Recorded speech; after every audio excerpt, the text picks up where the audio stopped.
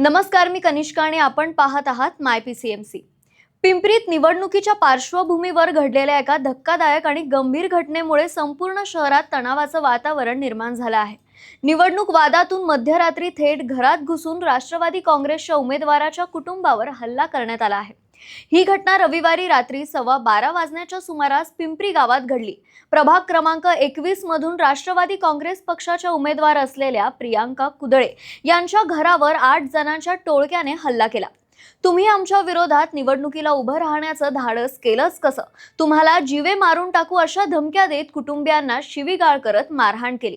फिर्यादीनुसार घराबाहेर मोठा गोंधळ सुरू असल्याने कुटुंबीय खाली येत असताना आरोपींनी थेट हल्ला केला।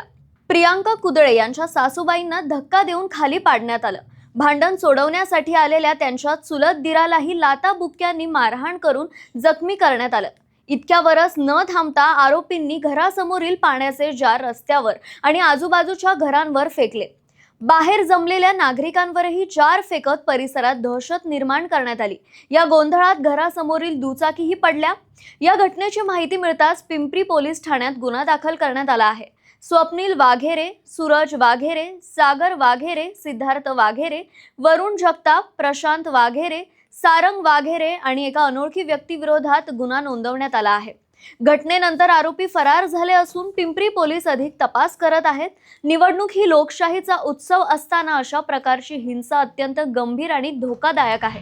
राजकीय मतभेद हिंसाचारात बदलू लागले तर लोकशाहीचाच गळा आवळला जाईल असा सवाल आता उपस्थित होत आहे। या घटनेमुळे पिंपरीतील वातावरण तापलं असून नागरिकांमध्ये भीतीचं वातावरण निर्माण झालं आहे। पोलिसांकडून लवकरात लवकर आरोपींवर कडक कारवाई होईल अशी अपेक्षा व्यक्त केली जात आहे। पिंपरी चिंचवड परिसरातील घडामोडी जाणून घेण्यासाठी आत्ताच माय पीसीएमसीला फॉलो आणि सबस्क्राइब करायला विसरू नका।